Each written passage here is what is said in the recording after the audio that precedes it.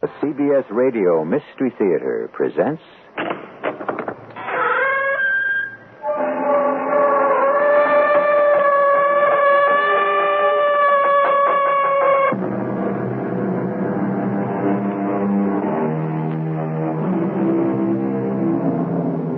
Come in. Welcome. I'm E.G. Marshall. The story you're about to hear concerns itself with, if you'll permit a worn-out but once popular word, togetherness. My dictionary defines togetherness as the state of being or belonging together. Notice that it does not say being and belonging, and that's where I presume to take issue with the great second edition of Webster's New International. If togetherness is to mean what I feel it to mean, then it's not enough to be. It is necessary also to belong together. My sister's going to have a baby.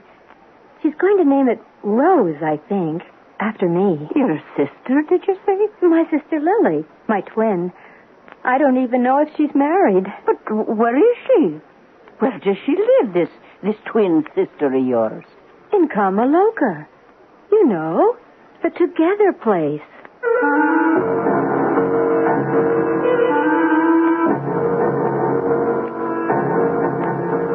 Our mystery drama, The Together Place, was written especially for the Mystery Theater by Elspeth Eric and stars Norman Rose. It is sponsored in part by Contact, the 12-hour allergy capsule, and X-Lax.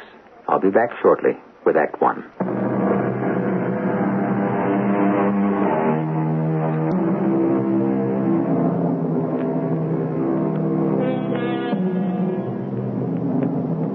It's hard to be alone. It's good to be with someone.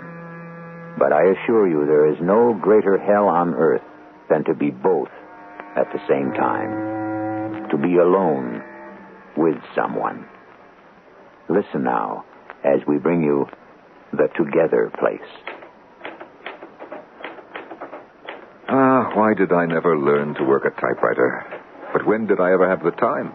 I've never had an hour to spare from the practice of medicine. Not that I'd have spared it if I'd had it. The healing art has been my mistress, my love, my wife, since I can remember and before.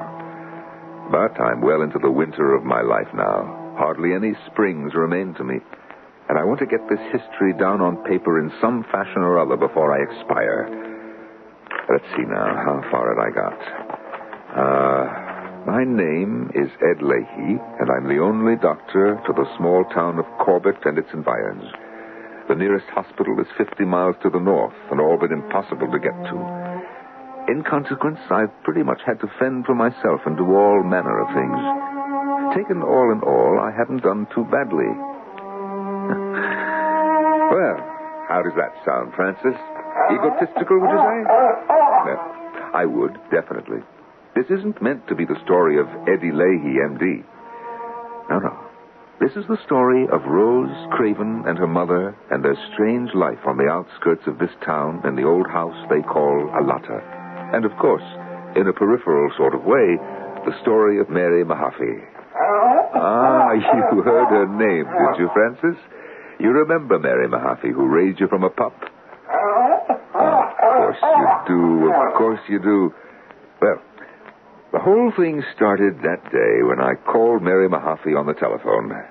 Hello? Mary, it's Ed Leahy. Oh, doctor. And how's yourself? I'm fine. You? Good enough for an old lady. Mary, I'll tell you why I'm calling you. It's to ask a favor. It's granted. Don't be so generous till you hear what it is.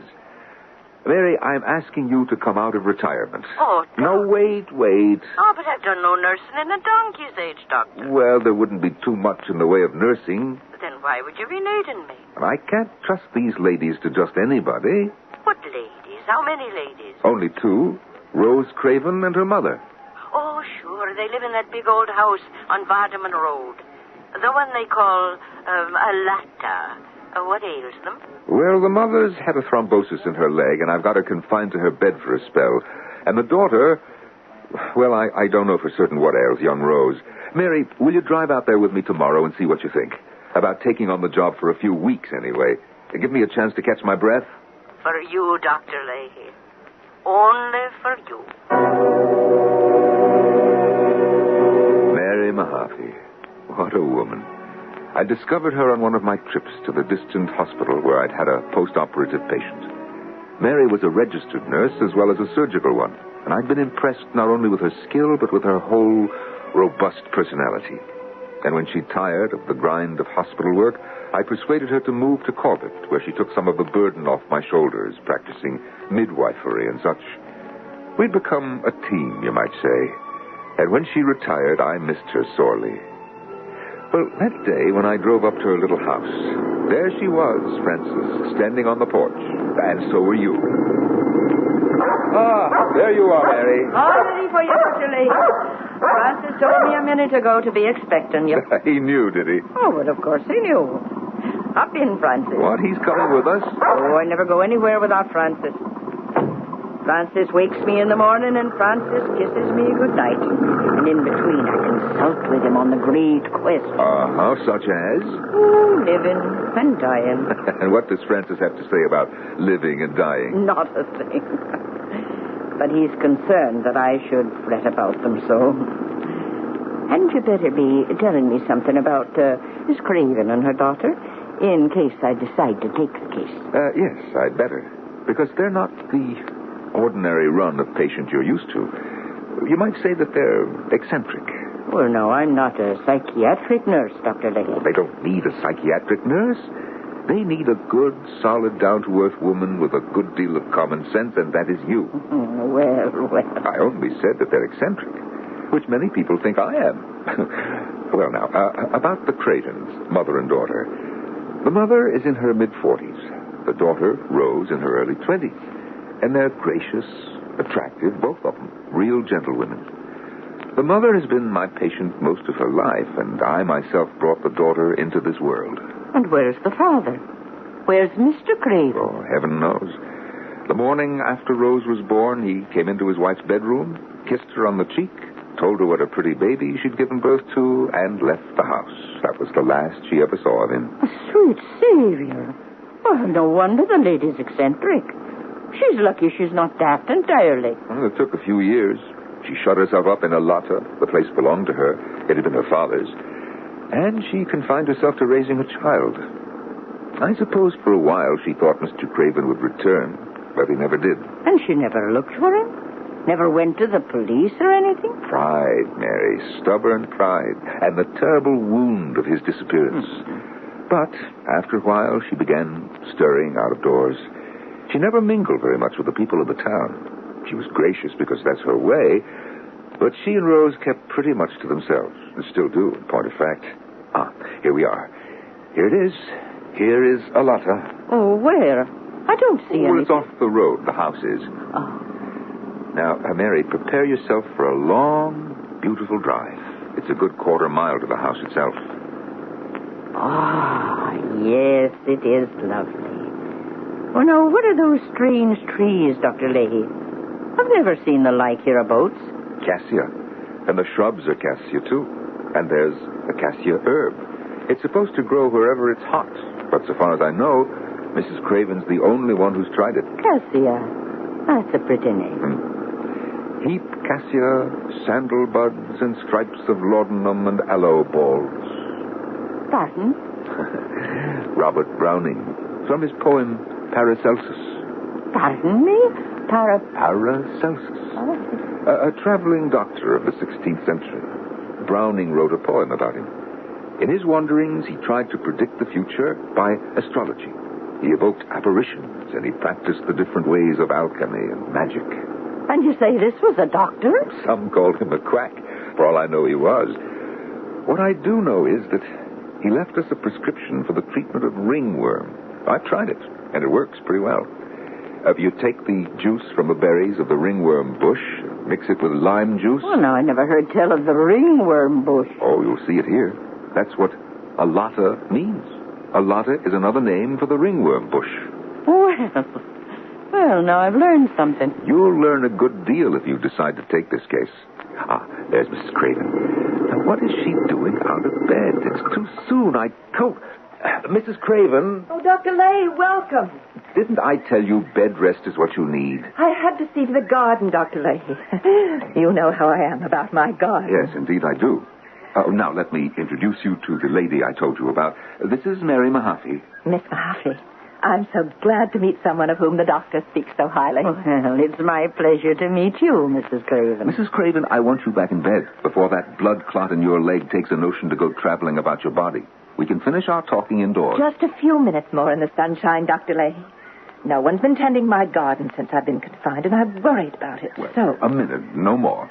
Would you like to see my garden, Miss Mahaffey? Would you be interested? Oh, indeed I would. Herbs are my passion, you know. Of course, I have all the usual ones. You wouldn't be interested in those. This is thyme, and that's basil. It's also known as mountain mint, wild marjoram, often called oregano. Well, you probably have all of those yourself. Oh, I have a pot of chives on the kitchen window, Mrs. Craven, and that's all. Oh, dear, isn't that a pity? Well, now, this is horehound. You've heard of that? Oh, only the candy. Good for a sore throat, though. You don't see it much in the stores these days. I know, isn't it too bad? Now, this is fennel, and that's henbane. That's poisonous, you know. No, I didn't know. And mandrake. Mandrake furthers conception, you know. It does? Lily, how you do it? Well, so they say. You're a silly girl. Silly. Oh, and that one's black Byron, eh? Oh, and you're teasing me. You know you are. You love to tease me. That's Rose, isn't it? Yes, that's Rose. She must be in the gazebo with a friend, I fancy. I didn't call you Horace. I only said it was Oh, I don't know if you've ever seen fescue. I apologize. I apologize. Over here, you see. Mrs. Craven. Yes? Hadn't we best be getting on into the house and having our little talk? Oh, well, if you say so. Yes, I think it would be best. And we'll be wanting to talk to Rose, too, I think. Well, all right. Shall I fetch her? You think she's in the gazebo? No, I'll call her. She'll come for me. She won't for everybody, but she will for me. Rose, honey. She'll come for me. She always has. Rose! I think... Is that Rose? Yes, that's Rose. Yes, that's my baby. Rose. Honey, we've been waiting on you. Honey, come on over here. Meet somebody. Oh, Dr. Leahy, I didn't know you'd got here.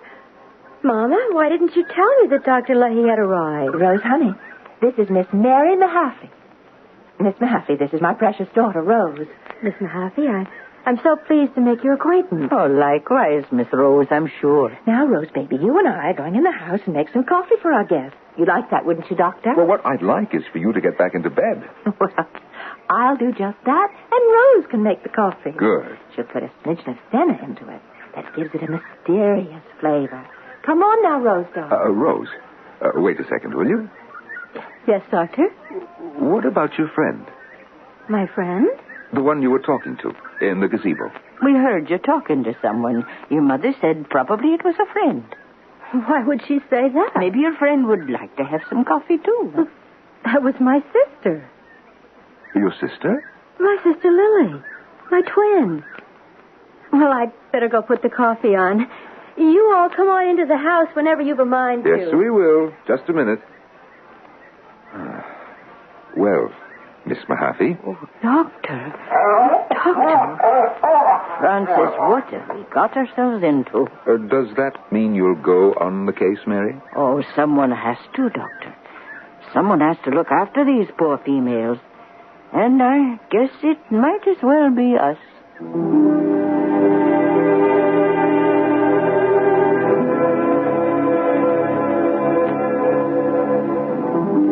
I think it's not an uncommon sensation when, in the course of a seemingly ordinary conversation, a sentence is let drop that makes absolutely no sense at all to the listener.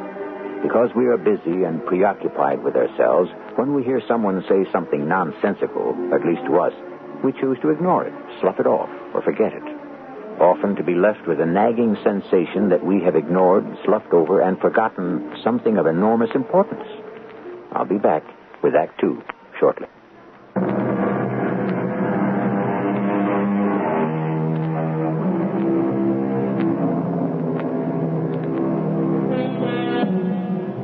When Rose Craven so sweetly and confidently stated that she'd been talking to her twin sister when Dr. Leahy and Mary Mahaffey knew quite well that no such sister existed. They did not ignore the words, nor did they slough over them, nor did they nod politely and forget them. Instead, they treated them with the utmost gravity and attention. And as a result, Miss Mahaffey moved into the Craven house, along with her friend and companion, the dog, Francis. And the next day, Mary Mahaffey moved in with Mrs. Craven and her daughter Rose, as did the dog, Francis. You remember that, do you, Francis? And do you remember when you and Mary Mahaffey came here to my office to report on how things were going? The mother is making progress. She still wears the bandage when she gets out of bed. She's not out of bed too much, is she? Only to check on her precious garden of herbs. I can't keep her away from there. Oh, tell me about the daughter. I can't tell you much, Doctor. Francis could tell you more about Rose than I can. Francis doesn't choose to take me into his confidence. Oh, that's a pity. He spends the whole day now with young Rose Craven. And you permit that? Oh, she needs him. He always returns to me at bedtime and stays with me till morning and then goes back to Rose. And it seems to make her happy, sometimes very happy. And I don't like to deprive her. The joy derived from common things, a stake in life. Well, yes, something like that. Yes, Browning wrote that in his poem on Paracelsus. You have Paracelsus on the brain, Dr. Leahy. You've spoken of him before. Well, it's not because I know a great deal about the man. I know very little. But he's the one who said, imagination is the star in man. And I've never forgotten that, because I believe it. But, Mary, you were going to tell me about Rose and her supposed twin sister. Lily, wasn't that her name? But what about Lily? Oh, she mentions her very casually every now and then. Says, Lily didn't finish her lunch, or Lily is thirsty, or things like that. I pretend I haven't heard anything out of the way, or sometimes anything at all.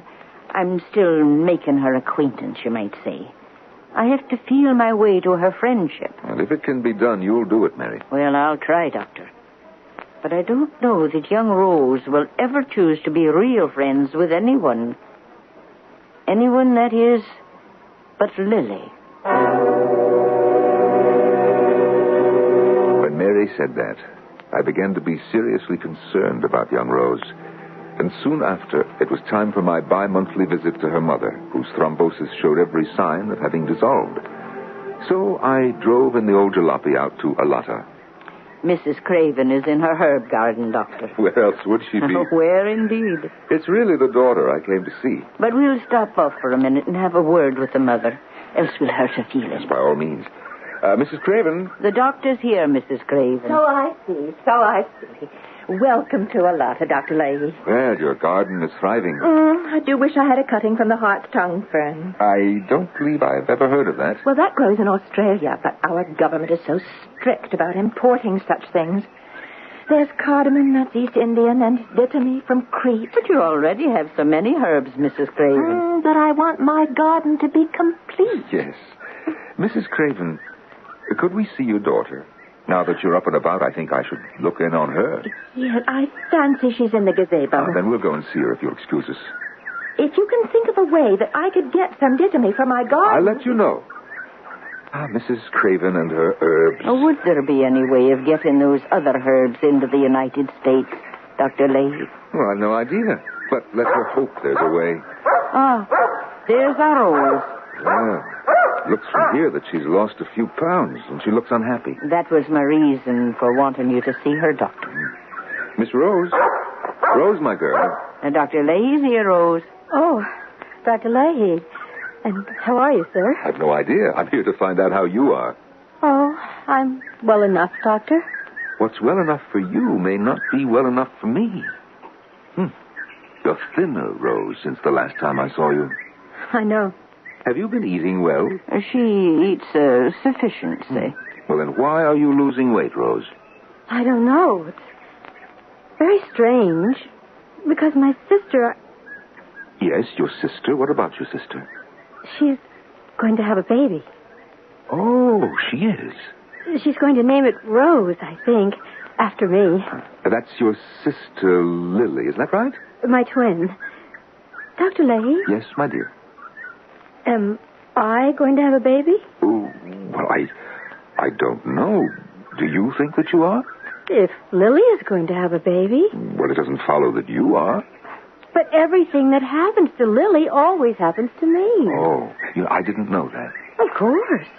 When she has a headache, I have a headache. When she has a dream, I have a dream.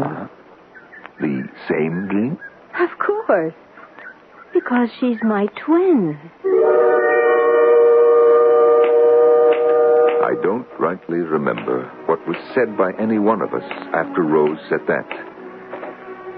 I didn't want to contradict the young woman. It's been my experience that the very worst thing you can do when a person reveals an obsession is to tell that person he's mistaken. It doesn't alter the obsession in the slightest. All it does is destroy the person's trust in yourself. After I had somehow terminated my visit, Mary Mahaffey walked with me to my automobile. What in the world ails the girl, Doctor? Mary, I'm not a psychiatrist. Is it schizophrenia, Doctor? I mean, does the girl have two selves? Herself and Lily? Oh, she's not psychotic so far as I can tell. Schizoid, perhaps, but not mad. What's to be done? Mary, stay close to her. Let me know if she loses more weight. Let me know if the obsession grows more acute, and I'll come right out. And tell Francis to keep an eye on her, too. A month went by. There was no reason to go out to Alata. Mrs. Craven's condition continued to improve. And to keep an eye on young Rose, there was Mary Mahaffey. And then one day... This is Dr. Leahy. Mary Mahaffey, Doctor. Yes, Mary. I've hesitated to call you. Mary, what's the trouble? I don't rightly know, Doctor, but... Is it Mrs. Craven? Oh, no. It's the young girl. It's Rose. She's not ill. It's not that, but she hasn't left her room for 3 days. 3 days? Oh, does she complain of anything? No, Doctor. No pains, no nausea, nothing. But there's something wrong, I'm convinced. Francis hasn't left her side the whole time. And it's all I can do to get him to return to me at bedtime. Well, Mary, I'm booked up for the entire day till supper time and perhaps beyond. But I'll drive out there in the evening as early as I can get there.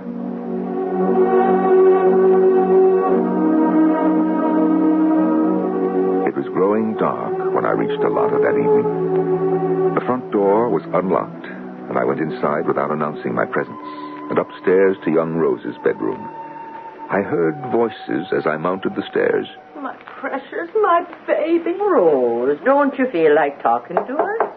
Oh, that must be Dr. Leahy. I thought it was you. Well, now, what is this beautiful young woman doing lying in her bed when she should be up and doing? 3 days, Doctor. Is she eating well? Oh, well enough, everything considered. It's the wrong food. What's that? What did you say, Rose? She complained some about the food. I don't know what they eat in their world, but it's not what we eat here. It's very peculiar. I don't understand it. Rose, my precious. Rose, when you say you don't know what they eat there, who are they? What do you mean by there? Do you mean the spirit world? No, not the spirit world. Well, then what? It's the one next to this one. The aerial world. And the beings in the aerial world, is that where our spirits go when they've left this world, the material world? Not our spirits. Our souls. They live there for a while. How long, Rose, do they live there? Do they live forever? Are they immortal? No. They're like us. Just exactly like us. But they can't drown or burn up in fires, and they can't be locked up in jails either. But they can die. Yes, they can die. Quiet, Francis, quiet. Rose, is your sister one of these souls, your sister Lily? Oh, please, Doctor. Are you afraid Lily is going to die, Rose? Well, tell me. Are you afraid Lily is going to die? Lily is very sick. Very, very sick. I see. I think Lily is going to die. Well, now, we must see what we can do so that Lily doesn't die, mustn't we? I don't think she wants to live any longer. Tell me one more thing, Rose, if you will, so that I'll know better how to help Lily. Rose, where is Lily? Maybe I can go to see her and find out what's wrong with her. You can't go to see her. Well, why not? Rose, where is she? What is this place where Lily lives? She lives in Kamaloka. What did she say? Rose, tell me again. What is this place where Lily lives? Kamaloka. Mrs. Craven, I think we should step outside. All right, Doctor. I'll stay here, Doctor. All right, Mary. And so will Francis. The dog won't move. He won't leave her. Well, let him stay. He probably knows best. Dogs usually do. What are we going to do? Doctor, is my daughter losing her mind? Mrs. Craven, have you ever read the works of Paracelsus? The hermetical and alchemical writings of Paracelsus? Many, many years ago, yes. Mm-hmm. Has Rose read them?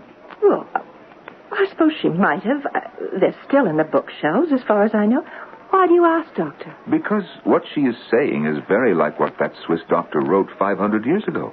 That there is a soul place, a world adjoining ours, but not touching, contiguous, but not joined, and that there are beings that live in this realm of the soul, beings like us, but not like us, as their world is like ours, but not like ours, having its own firmament, its own atmosphere, its own conditions of existence, its own habitations. Yes, but why would Rose... She says the name of this place is Kamaloka.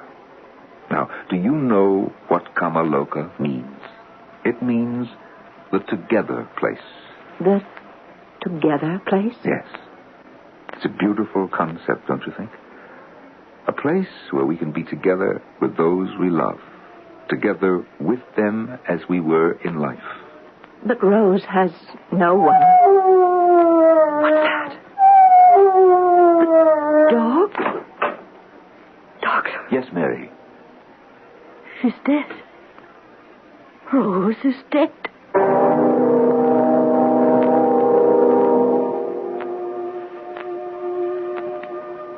What a beautiful name, Kamaloka. I don't know its derivation, but loka surely comes from the Latin word for place, and kama, well, my dictionary tells me that kama in Sanskrit means love, and the Hindu god of love is named Kama. So it seems quite pleasing and appropriate that Kamaloka should designate the together place. I'll be back with Act 3 shortly.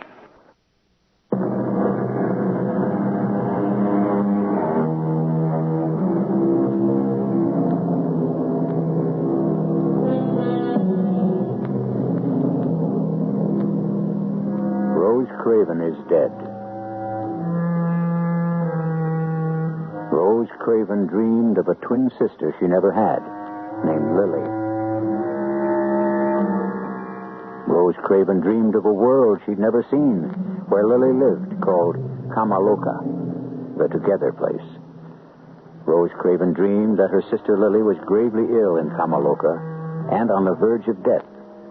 And before her mother, her nurse, or her doctor could take steps to prevent it, Rose Craven died. Poor Rose Craven was put to rest in our little country churchyard. The mourners were few because so few had known her. I was there, so was Mary Mahaffey, and so was Francis. It was a sad day, was it not, Francis? By this time, Mrs. Craven was out of danger from her thrombosis. There was no need for Mary to stay on at Arlotta, and she made plans to move back to her own small house, where you and she, Francis, would take up your old life. But then, before the move could be made, she called me. It's Mary Mahaffey, Dr. Lay. Yes, Mary. Doctor, I've decided to stay on here for a bit. Oh? Well, there's no need, Mary. Mrs. Craven is able to fend for herself. No, she's not, Doctor. Well, why not? I saw her just last week. She's taken to her bed, and I can't rouse her. Well, there's got to be a period of mourning. It's painful, but it's got to be gone through before life can start up again. It's a sickly state, to be sure, but unavoidable. It's not just mourning, Doctor. She's begun to talk about You know, that place. The place her daughter spoke about. Kamaloka. She has visions of it, and she believes her visions. We can't take her visions away from her. Even if we could, it might kill her. She'll die if she's left the way she is. Yeah. Well, what can we do? I intend to stay on for a while. I don't care if she wants me here or not. She needn't pay me. I don't care about the money. What do you expect of me, Mary? Pay her a visit, Doctor. I want you to see what I see, so that you can back me up in whatever I do. Well, this evening, would that be all right? Anytime. Mrs. Craven doesn't stir from her bedroom, and I'm always nearby. This evening, then. Goodbye, Mary.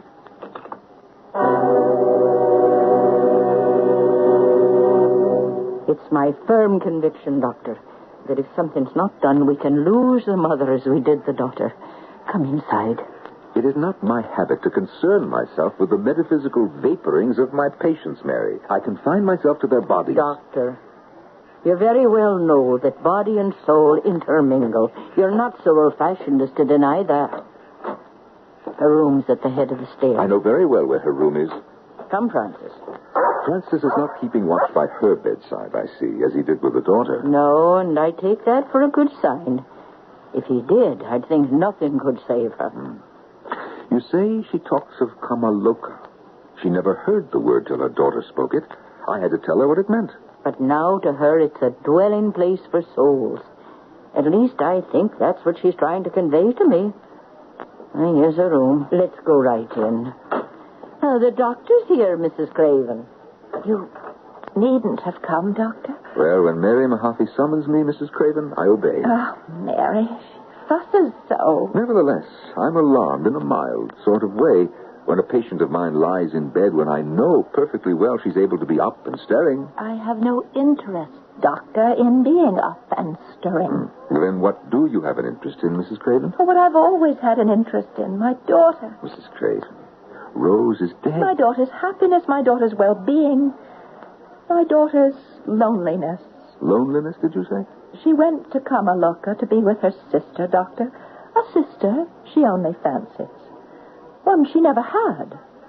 But think, Doctor, how she must feel to be alone. Alone in the together place. Mrs. Craven, are you telling me that you want to join your daughter in Kamaloka? What else can I do? There must be something. There's nothing. Perhaps there's something I can do. Prescribe a little tonic. I won't take it. Confound it, woman, why not? You know perfectly well I never take any sort of medicine unless I've distilled it myself from my own herbs. Mrs. Craven, I am losing patience. I think you've said enough, Doctor. Thank you very much for coming. Don't bother to call me again, Mary. If my advice is not followed, I am not responsible. It'll be all right, Dr. Leahy. Never fear. I left. I was up against something that frightened me. Something I couldn't face up to. And I felt guilty for my own cowardice. So, 2 weeks later, I drove out to Alata without telling Mary or Mrs. Craven I was coming. I entered the house and went upstairs. I heard their voices even before I reached the top. And I admit it, Francis, I stopped and listened. And what I heard astounded me.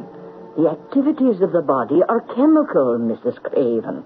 Our health depends on the proper chemical composition of our organs and fluids. The object of chemistry is to prepare medicines. Where on earth did you learn all this, Mary? I've been reading. But reading what?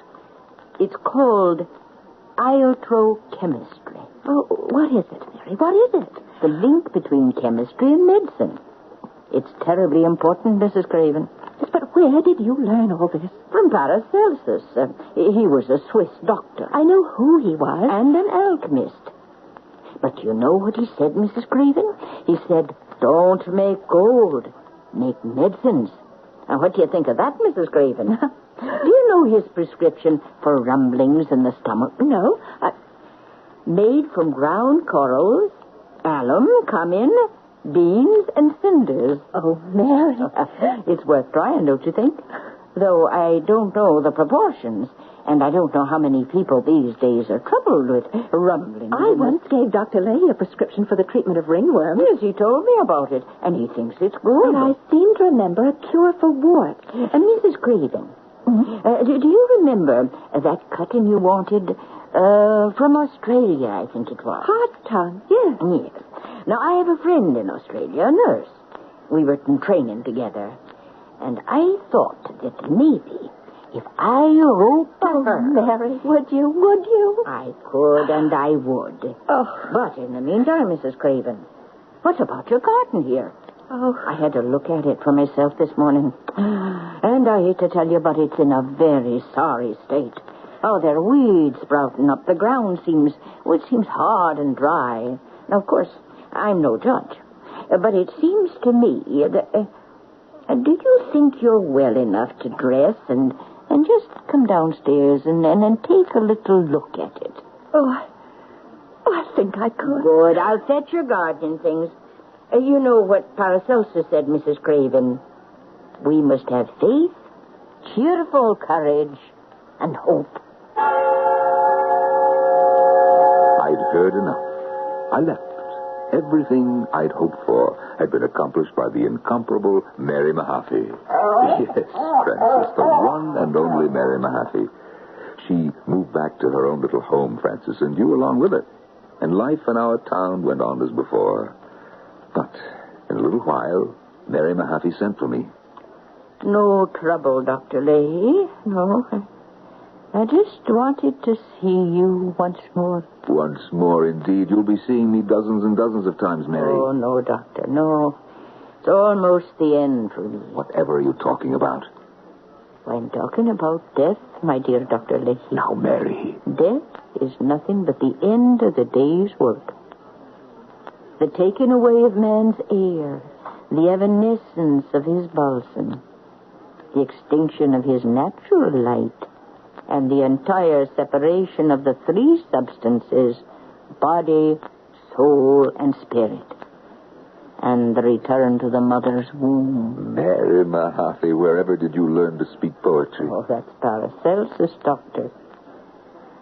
Yes, I read him through from cover to cover when I was staying with Mrs. Craven. You saved her, Mary. You and Paracelsus together. I firmly believe we did, Doctor. With some help from on high. Did you know that she's opening a store for herbal remedies in town?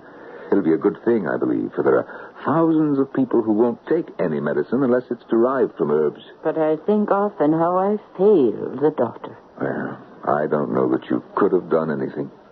It's well nigh impossible to correct an hallucination.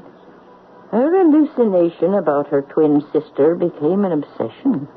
Well, Mary, it wasn't an hallucination. Not entirely. What's that you say? Rose did have a sister. A sister who was her twin. Her identical twin. Well, I didn't know that. No one knew it. No one but myself. Her mother? I never told her. She didn't know that she was carrying twins, for the x-rays never showed it. Rose was born first. And then there was another child. Sickly, deformed, trembling violently. She only lived an hour. But the poor little thing had lain next to her sister for 9 months, Mary. Now, it is my firm belief that Rose carried the memory with her throughout her short life and longed to return to that companion of the womb in the place called Kama Loka, the together place.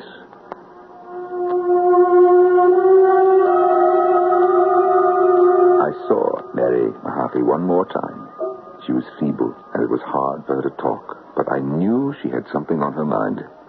You must write down the case history of Rose Craven, Doctor. Yes, I've been thinking about it. Oh, yes, you must. Such a strange story. It must be told. Now, you're tired, Mary. I'd best leave you. Now, one more thing. Will you tell Mrs. Craven the story of her daughter? Her 2 daughters, I should say. Her twins. Well, I'm undecided. Would it be kind or cruel? Oh, I've thought, and I've thought, Doctor. I just don't know. Mary, you're very tired. I mustn't let you talk anymore. Tell the story, Doctor. I will, I promise you. Write it. Set it all down as it happened. Mary.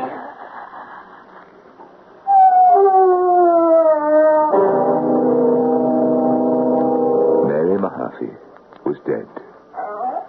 And you, Francis, you felt the approach of that moment of oblivion before I did, seconds before it arrived. And the next day, Francis, I came to the house and led you away and brought you here. And you've sat by me and with your own patience summoned up mine enough to write this history. Well, it's finished now, and I must pick up the pages and stow them away, for Mrs. Craven is coming by to give me some juniper berries. Ah, what a stack of papers. What a pile of work. What a history. Oh, Francis, is it possible? Is it... Oh.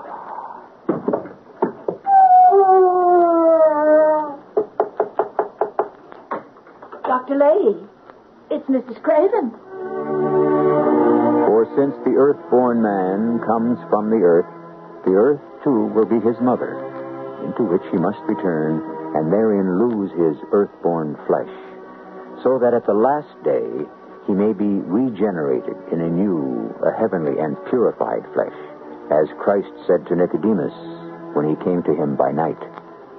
Whose words are those?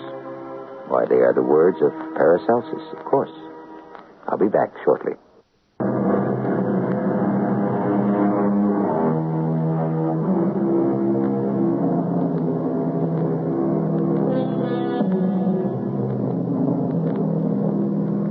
I'm not absolutely positive that juices from the ringworm bush mixed with the juice of a lime will cure ringworm, or that corals, alum, cumin, beans, and cinders all mixed together will stop rumblings of the stomach. But I am perfectly sure that Paracelsus was right when he wrote, man must have faith, cheerful courage, and hope. Our cast included Norman Rose, Mary Jane Higby, Marion Seldes, and Rosemary Rice. The entire production was under the direction of Himan Brown. And now, a preview of our next tale. I was conscious of my heart beating hard, not from effort, but from the eerie house.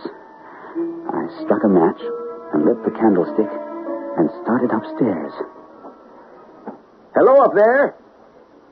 Are you all right? Holy Toledo! Where are you? Answer me. I'm coming up. When the woman screamed, I froze. I knew something awful had happened. I took the stairs two at a time, the candle flickering in front of me. There were several closed doors in the hallway. I tried the one nearest the street. I opened it. The room was lived in. I went toward a bed. And then... murdered. Stabbed through the heart. Radio Mystery Theater was sponsored in part by Contact, the 12-hour cold capsule, and Buick Motor Division. This is E.G. Marshall inviting you to return to our Mystery Theater for another adventure in the macabre. Until next time, pleasant dreams.